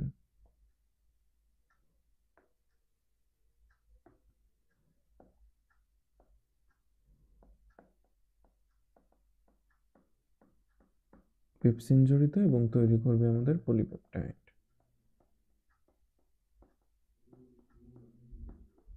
আচ্ছা, এই হচ্ছে তোমার কাহিনী। মেইনলি এই পরিপাকগুলো হবে তোমার পাকস্থলীতে আমিষের যে পরিপাক, এইগুলো হবে। এই কথাই এখানে লেখা আছে কিসে কি পরিণত হয়। দুধের আমিষকে কেসিন বলে, এমসিকিউটা অনেক বেশি পরিমাণে আসে। দুধের আমিষকে কি বলে? দুধের আমিষকে বলা হয় কেসিন। আচ্ছা, এখন আসো স্নেহ পরিপাক। মেইনলি স্নেহ পরিপাক হয় না, হওয়ার কথা না পাকস্থলীতে সব, কারণ এই যে এইগুলা হচ্ছে তোমার পাকস্থলীকে একটা মানে কি অ্যাসিডিক পরিবেশ থাকে পাকস্থলীতে, কারণ HCl নিঃসৃত হয়। তো অ্যাসিডিক পরিবেশে তোমার স্নেহ বিশ্লেষী এনজাইম কাজ করতে পারে না, অম্লীয় মাধ্যমে কাজ করতে পারে না। কিন্তু একটা আছে, যেমন তোমার গ্যাস্ট্রিক লাইপেজ, এটা হচ্ছে দুর্বল স্নেহ বিশ্লেষণকারী এনজাইম। এটা একটা জিনিসের উপর কাজ করে, সেটা হচ্ছে কেবলমাত্র মাখনের চর্বি বা বাটার ফ্যাট। এই প্রশ্নটাও বারবার আসে যে পাকস্থলীতে কোন খাবারের বা হচ্ছে কোন জিনিসটার পরিপাক হয়? একমাত্র একটা জিনিসের পরিপাক হয়, সেটা হচ্ছে বাটার ফ্যাট বা মাখনের চর্বি। কোন এনজাইমের মাধ্যমে? Gastric lipase. শুধু লাইপেজ কখনোই হবে না। যদি প্রশ্নে থাকে লাইপেজ, গ্যাস্ট্রিক লাইপেজ, অপশন হবে গ্যাস্ট্রিক লাইপেজ, কারণ লাইপেজ জড়িত তোমার আহ, অন্য জায়গায় আন্ত্রিকে জড়িত আছে লাইপেজ। গ্যাস্ট্রিক লাইপেজ বললে বোঝাই যাচ্ছে, গ্যাস্ট্রিক বললেই পাকস্থলী, তো পাকস্থলীতে পরিপাক হয় গ্যাস্ট্রিক লাইপেজের মাধ্যমে বাটার ফ্যাটের। আচ্ছা, এখন তোমার খ নাম্বারের জন্য একটা খুবই গুরুত্বপূর্ণ অনুধাবন প্রশ্ন। এটা কিন্তু তোমার বোর্ড এক্সামের জন্য লাগবে, এইটুকু। এটা মেইনলি গতে আসে, ঘতে সাধারণত দেয় না, গ নাম্বারের জন্য গুরুত্বপূর্ণ। অনুধাবন প্রশ্ন হচ্ছে পাকস্থলী নিজেই কেন এনজাইমের পরিপাক, এনজাইমের কারণে পরিপাক হয় না? কারণ HCl তো অনেক খুবই একটা শক্তিশালী অ্যাসিড, তো কেন এ পরিপাক হয় না? খেয়াল করো, তোমাদের এই যে দেখিয়েছিলাম পাকস্থলী প্যাচে কিন্তু অনেকগুলা লেয়ার আছে, তাই না? এটা এমন না যে একদম পাতলা পর্দার মতো, অনেকগুলা লেয়ার আছে এর। এই যে এখানে দেখতেই পাচ্ছ যে 5টা লেয়ার। তো মেইন কথা হচ্ছে পাকস্থলীর অন্তর, এখন খেয়াল করো, পাকস্থলীর অন্তর্গাত্র থেকে নিঃসৃত পুরো মিউকাস স্তর HCl এর সংক্রমণকারী ভৌত প্রতিবন্ধক হিসেবে কাজ করে। মিউকাস স্তর কি কাজ করে? মিউকাস কিন্তু তোমার ভৌত প্রতিবন্ধক হিসেবে কাজ করে। এই যে তোমার মিউকোসা ছিল, সবচেয়ে ভেতরের লেয়ার কি মিউকোসা না? তো এই মিউকোসা থেকে পুরো মানে হচ্ছে নিঃসৃত মিউকাস স্তর, এটা হচ্ছে এই ভৌত প্রতিবন্ধক হিসেবে কাজ করে। ওকে, বুঝলাম। এখন খেয়াল করো, আবার বলতেছে পাকস্থলীর অন্তর্গাত্র থেকে ক্ষরিত বাইকার্বনেট HCl কে প্রশমিত করে। হ্যাঁ, বাইকার্বনেট কি? বাইকার্বনেট তো একটা ক্ষার, তাই না? বাইকার্বনেট কি? বাইকার্বনেট তো একটা ক্ষার। আর HCl কি? HCl তো অ্যাসিড। তো অ্যাসিডের উপর যদি ক্ষার পড়ে তো কি হবে? এটা তো প্রশমিত করার চেষ্টা করবে, তাই না? তো বাইকার্বনেট নিঃসৃত হয় এখান থেকে, আবার এই জন্য এটা HCl কে প্রশমিত করে। ওকে, ফাইন। দেন আসো এনজাইম পেপসিন, কিন্তু প্রথমে পেপসিনোজেন নামক প্রোএনজাইম হিসেবে নিষ্ক্রিয় অবস্থায় থাকে। দেখো, কোনো যদি জেন দেখো নামের শেষে, পেপসিনোজেন, ট্রিপসিনোজেন, তার মানে হচ্ছে জেন দ্বারা বোঝাচ্ছে এখনো নিষ্ক্রিয় অবস্থায় আছে, পরিপাকের জন্য সক্রিয় অবস্থায় নাই। বিভিন্ন পদ্ধতিতে সক্রিয় করতে হবে, যেমন পেপসিনোজেনকে সক্রিয় করবে কে? HCl। তো এই পেপসিন প্রথমে পেপসিনোজেন অবস্থায় থাকে নামক প্রোএনজাইম হিসেবে থাকে, নিষ্ক্রিয় অবস্থায় করতে হয়। HCl এর সংস্পর্শে এলে এটি সক্রিয় পেপসিনে পরিণত হয় এবং আমাদের আমিষ পরিপাকের বিক্রিয়াগুলোতে হেল্প করে। তাহলে বুঝলাই তো, পেপসিন কিন্তু পেপসিনোজেন হিসেবে থাকবে। আচ্ছা, দেন আমাদের পাকস্থলীর অন্তঃস্থ এপিথেলিয়ামের কোষগুলা ঘন সংলগ্ন থাকে। পাকস্থলীর অন্তঃস্থ কোষগুলা ঘন সংলগ্ন দৃঢ়ভাবে থাকে, এই জন্য HCl কিছুতেই এপিথেলিয়ামের ক্ষতি করতে পারে না। ধরো এইগুলা যদি ঢিলাভাবে থাকতো তাইলে হয়তো এর মধ্যে HCl ঢুকে ক্ষতি করতে পারতো, কিন্তু এগুলা থাকে হচ্ছে তোমার খুবই ডেন্সলি অ্যান্ড টাইটলি কানেক্টেড থাকে, এজন্য কোনো ক্ষতি হয় না। এরপর আসো, পাকস্থলীর অন্ত্রপ্রাচীর এপিথেলিয়াল কোষগুলো 3 থেকে 6 দিন বাঁচে, অর্থাৎ প্রতিনিয়তই এর তোমার প্রতিস্থাপিত হইতে হইতে থাকে, বুঝছো? মানে প্রতিস্থাপন ঘটে, নতুন কোষ দিয়ে প্রতিস্থাপন করতে থাকে, এই জন্য কোনো সমস্যা হয় না। তাহলে এর যে 5টা কারণ প্রথমে কি, প্রথমে হচ্ছে মিউকোসা যে স্তরটা ভূত প্রতিবন্ধক হিসেবে কাজ করে, ফাইন। সেকেন্ড, পাকস্থলীর অন্তর্গাত্র থেকে বাইকার্বনেট ক্ষার ক্ষরিত হয়, এই জন্য এটা কিসে প্রশমিত করে, এইচসিএলকে প্রশমিত করে, তীব্রতা কমায় দেয়। থার্ড পয়েন্ট, আমরা পেপসিনোজেন নিষ্ক্রিয় অবস্থায় থাকে, এইচসিএল এর প্রভাবে এটা হচ্ছে আমাদের সক্রিয় হয়, অর্থাৎ এইচসিএল এই কাজে ব্যবহার করা হয়। 4 নম্বরে হচ্ছে আমাদের যে পাকস্থলীর কোষগুলো, অন্তঃস্থ এপিথেলিয়ামের কোষগুলো ডেন্সলি টাইটলি কানেক্টেড থাকে, ঘনভাবে সংলগ্ন থাকে, এই জন্য এইচসিএল এদের কোনো ক্ষতি করতে পারে না। তারপর হচ্ছে এমনিতেই হচ্ছে পাকস্থলীর অন্তর্প্রাচীরের কোষগুলো খুবই অল্প দিন বাঁচে, 3 থেকে 6 দিন বাঁচে, এবং হচ্ছে বারবার প্রতিস্থাপিত হয়। এগুলা এমন না যে নিউরনের মতো জন্ম থেকে যেটুকু আছে একদম শেষ পর্যন্ত ওইটুকুই থাকবে, না, প্রতিনিয়ত বারবার হচ্ছে এগুলা পরিবর্তন, অর্থাৎ নতুন কোষ দিয়ে প্রতিস্থাপিত হয়। এই জন্য সুরক্ষা নিয়ন্ত্রণ হয় আর কি, সুরক্ষিত থাকে, আমাদের ক্ষতি হইলেও সমস্যা নাই, আবার প্রতিস্থাপন হবে। এখন খেয়াল করো, সাধারণত হচ্ছে আহ আমাদের কি এভাবে স্বাভাবিক অবস্থায় পাকস্থলী পরিনির্মিত অন্তর্বাহী কখনো নিজের ক্ষরণে ক্ষতিগ্রস্ত হয় না। তবে কি, কেন ক্ষতিগ্রস্ত হতে পারে? হেলিকোব্যাক্টর পাইলোরি নামক এক ধরনের ব্যাকটেরিয়ার সংক্রমণ অথবা এনএসএইড মানে নন স্টেরয়েডাল অ্যান্টি ইনফ্ল্যামেটরি ড্রাগের কারণে পাকস্থলীতে ক্ষত সৃষ্টি হইতে পারে, বুঝছো? বা গ্যাস্ট্রিক আলসার নামে পরিচিত। পাকস্থলীতে ক্ষত সৃষ্টি হলে কি নামে পরিচিত? Gastric ulcer. আলসার জিনিসটা বলতে বোঝায় তোমার ক্ষয়, বুঝছো? যে আলসার না, আলসার বলতে তোমার বোঝায় হচ্ছে ক্ষয়, কোনো কিছুর ক্ষয়কে বোঝায়। তো গ্যাস্ট্রিক আলসার, গ্যাস্ট্রিক মানে পাকস্থলী, পাকস্থলীর ক্ষয়কে বোঝাচ্ছে আলসার হয়, এই জিনিসটা হচ্ছে তোমার হয়। আর এমনি সাধারণভাবে পাকস্থলীর নিজের কারণে এর কোনো ক্ষতি হয় না, কিন্তু যদি হেলিকোব্যাক্টর পাইলোরি নামক ব্যাকটেরিয়া বা এর সংক্ষেপে রেখে এইচ পাইলোরি, হেলিকোব্যাক্টর পাইলোরি নামক ব্যাকটেরিয়ার সংক্রমণ অথবা এনএসএইড যদি কোনো ওষুধের প্রভাবে ক্ষত সৃষ্টি হতে পারে, আলসার হইতে পারে। আচ্ছা, তো আজকের আমাদের পড়া মানে আজকের ক্লাস হচ্ছে এই পর্যন্তই। তোমরা পিডিএফটাও তোমাদের অবশ্যই দিয়ে দেওয়া হবে, এগুলো একটু দেখবা ইনশাল্লাহ, এরপর আশা করি তোমাদের আর কোনো সমস্যা থাকবে না। এরপরও তোমাদের কোনো বুঝতে সমস্যা হলে, কোনো লাইন, কোনো টপিক বুঝতে সমস্যা হলে অবশ্যই আমাদের নক করবা, আমরা তো সবসময় তোমাদের পাশে আছি। ঠিক আছে, তো আজকে এ পর্যন্তই, সকলের জন্য বেস্ট অফ লাক। আসসালামু আলাইকুম।